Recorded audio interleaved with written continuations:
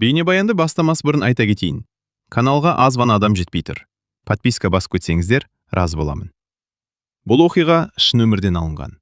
Жүрегіңізді тебірентетін, ойландыратын шынайы әңгімелерді осы видеодан тамашалаңыз. Айгүл 42 жасқа толғанда, өмірінің дәл осы кезеңінде тұрмысқа шығам деп ешқашан ойламаған еді. Оның жастық шағы күреспен өтті. Ерте тұрмысқа шығып, кейін ажырасып, 2 баланы жалғыз өзі өсірді. Жылдар өте келе, ол махаббаттан гөрі жауапкершілікті, армандардан гөрі шындықты таңдауды үйренді. Бірақ жалғыздық, ол бәрібір іштен жеп қояды екен. Кешкісін жұмыстан кейін үйге келгенде тыныштық тым ауыр болатын. Балалары өз өмірімен кеткен, бірі басқа қалада, бірі күн ұзақ жұмыста. Ал Айгүлдің үйінде тек теледидардың дауысы ғана. Сол кезде оның өмірінде Ерлан пайда болды. Ерлан өзінен 7 жас кіші, ашық жарқын, сөйлесе білетін жігіт еді. Олар алғашында жай ғана таныс болды. Кейін жиі хабарласып, кездесетін болды. Ерлан Айгүлге бұрын соңды болмаған сезімді қайта оятты. Сен әлі де әдемісің. Сен бақытты болуға лайықсың, дейтін ол. Бұл сөздер Айгүлдің жүрегіне тікелей жететін. Бір күні Ерлан күтпеген жерден: "Маған тұрмысқа шық", деді.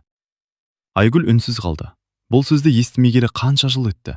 Ол айнаға қарады. Уақыт із қалдырған. Бірақ ішінде әлі де жас қыз бар еді. Сол түні ол ұйықтай алмады. Ертеңінде қызына айтты: "Анашым, 42 жаста той жасайсың ба?" деді қызы таңданып. "Несі бар? Мен де адаммын ғой."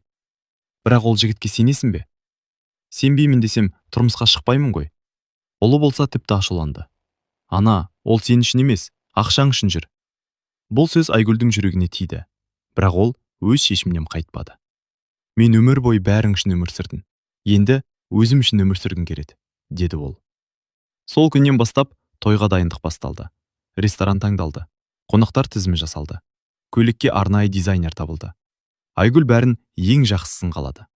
Өйткені бұл оның өміріндегі кешігіп келген, бірақ ең маңызды той еді. Шығын күн сайын өсіп жатты. 10 миллион, 20 миллион, 30 миллион. Ақыры 40 миллионға жақындады. Құрбылары таң қалды. "Айгүл, бұл тым көп емес пе? Бір рет жасаймын ғой, есте қалсын", деп күлімсіреді ол. Бірақ іштей бір нәрсе мазалай бастады. Ерлан соңғы кезде жиі жоғалып кететін болды. Кейде телефон көтермейді, кейде "достарымменмін" деп қысқа жауап береді. Бір күні Айгүл оған тосыннан бармақ болды. Ол айтқан мекенжайға келді. Бірақ Ерлан ол жерде жоқ еді. Көрші әйел: "Сіз кімсіз?" деп сұрады. "Мен Ерланды іздеп келіп едім." Әйел біртүрлі қарап: "Ол мұнда сирек келеді, көбіне басқа жерде жүреді", деді. Айгүлдің жүрегі біртүрлі соқты. Сол сәтте оның ішінде алғашқы күдік оянды. Сол кеште Ерлан өзі хабарласты. Дауысы көңілді: "Сағындым сені." Айгүл үндемей қалды. "Қайда болдың бүгін?" деп жай ғана сұрады. Ерлан сәл кідіріп: "Жұмыстамын ғой, не болды?" деді. Айгүл терезеге қарап тұрды. Ол алғаш рет оның сөзіне толық сенбеді. Айгүл сол түннен кейін бұрынғыдай тыныш ұйықтай алмады. Ерланның "жұмыстамын" деген сөзі құлағында қайта-қайта жаңғырып тұрды. Бірақ ол барған жер мүлде жұмысқа ұқсамайтын. Бір түрлі сезім ішін кеміре берді. Таңертең ол бәрін ұмытуға тырысты. "Мүмкін өзім артық ойлап жүрген шығармын", деп өзін. Бірақ күдік бір кірсе оңай шықпайды екен. Тойға дайындық жалғасып жатты. Ресторанмен келісім жасалды. Асаба таңдалды. Әншілерге алдын ала төлем берілді. Ақша судай ағып жатты. Сол күні Ерлан келіп: "Айгүл, бір көмегің керек еді", деді. "Қандай?" "Досым қиын жағдайға түсіп қалыпты. 2 миллион керек. Уақытша ғана. Тойдан кейін қайтарамыз." Айгүл бір сәтке ойланып қалды. "Неге өзің бермейсің? Менің ақшам қазір айналымда. Сен түсінесің ғой", деп жымиып қойды Ерлан. Осы сөз Айгүлге біртүрлі естілді. Бірақ ол тағы да үндемеді. Сенгісі келді. "Жарайды", деді ақырында. Сол күні ол ақшаны берді. Кешке құрбысы Гүлмира келді. Олар ас үйде шай ішіп отырды. "Айгүл, сен шынымен бақыттысың ба?" деп сұрады ол бір кезде. "Неге сұрап отырсың?" "Білмеймін, соңғы кезде сен өзгеріп кеткен сияқтысың." Айгүл күрсінді. "Гүлмира, мен қорқам." "Неден?" "Қателесуден, бірақ тоқтай да алмаймын." Гүлмира біраз үнсіз отырды да: "Сен оның өткенін білесің бе?" деді. "Айтқан, бұрын бір қызбен жүрген. Тек жүргенін бе, әлде нені меңзеп тұрсың? Гүлмира телефонын алып. Мен бір таныс арқылы сұрастырдым. Айгүл, ол бұрын үйленген, деді. Айгүлдің қолындағы кесе сәл дірілдеп кетті. Не? Я, ресми некеде болған, бірақ сенге айтпаған. Бөлмеде үнсіздік орнады. Айгүлдің басы айналып кеткендей болды. Мүмкін бұл басқа ерлан шығар, деді әлсіз дауыспен. Жоқ, сол өзі, тіпті ажырасқанына да көп болмаған сияқты. Айгүл орнынан тұрып, терезе алдына барды. Жүрегі қатты соғып тұр. Ол бірден Ерланға хабарласты. Сен бұрын үйленгенсің бе? Деді бірден. Телефонның ар жағында үнсіздік. Бірнеше секунд. Кім айтты? Деді Ерлан баяу ғана. Осы жауаптың өзі бәрін айтып береді. Айгүлдің көзіне жас келді. Неге айтпадың? Айтқың келді, бірақ қорықтым.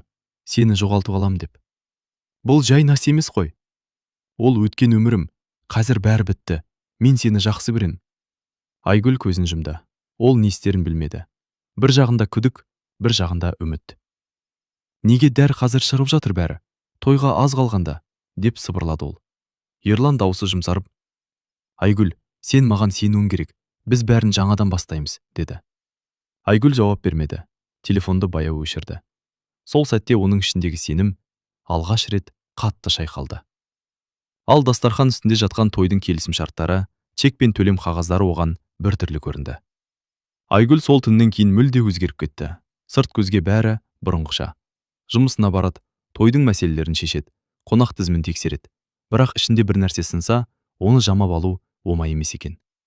Ерланмен сөйлескен сайын оның әр сөзі енді тексеріліп тұрғандай сезілді. Ол бәрін өткен өмірім деп қысқа қайырды. Кешірім сұрады. Жағдайды түсіндіруге тырысты. Бірақ Айгүлдің жүрегінде бір сұрақ қайта-қайта жаңғырып тұрды. Неге бәрі менен жасырылды? Тойға 2 апта қалды. Сол күні таңертең Айгүлге бейтаныс нөмірден хабарлама келді. Сен Ерланды жақсы танимын деп ойлайсың ба? Олай емес. Айгүл бірден жауап берді. Сіз кімсіз? Біраз уақыттан кейін қоңырау шалды. Телефонның ар жағында әйел дауысы. Мен Ерланның бұрынғы әйелімін, деді ол. Айгүлдің демі ішіне тартылып кетті. Неге хабарласып тұрсыз? Себебі сенің де алданғаныңды қаламаймын. Айгүл үнсіз қалды. Әйел жалғастырды. Ол сенімен тек бақыт үшін емес. Оның қарыздары бар, үлкен қарыз. Сол үшін жаңа өмірді сенің есебінен бастағысы келеді. Айгүл орнынан тұрып кетті. Бұл дәлеліңіз бар ма? Деді ол әрең. Бар. Егер қаласаң кездесеміз, бәрін көрсетем. Сол күні кешке олар кафеде кездесті. Әйелдің қолында құжаттар, скриншоттар, аудио жазбалар болды. Айгүл оларды үнсіз қарап шықты. Әңгімелер, ақша сұрау, басқа адамдармен келіссөздер, бәрі біртіндеп жиналған дәлелдер. Ең сорақысы, Ерланның бірнеше адамнан қарыз алғаны анық көрінді. Айгүлдің қолы дірілдеп кетті. Ол менде солай ма? Деді сыбырлап. Әйел оның көзіне тік қарап. Иә, сен оның соңғы үміті сияқтысың. Той ол үшін жай ғана мүмкіндік. Айгүлдің ішінде бірдеңе үзіліп кеткендей болды. Ол ұзақ үнсіз отырды. Кафедегі адамдардың дауысы алыстан естілгендей болды. Неге маған айтасыз мұның бәрін? Деді ол ақырын. Әйел күрсінді. Мен де бір кезде сен сияқты сенгенмін. Сондықтан басқа елдің дәл сол қателікті қайталағанын қаламадым. Айгүл орнынан тұрды. Қолындағы қағаздарды ұстап тұрып. Рахмет, деді ғана. Үйіне қайтқан жолы ұзақ көрінді. Көліктің терезесінен сыртқа қарап отырып, оның ойында тек бір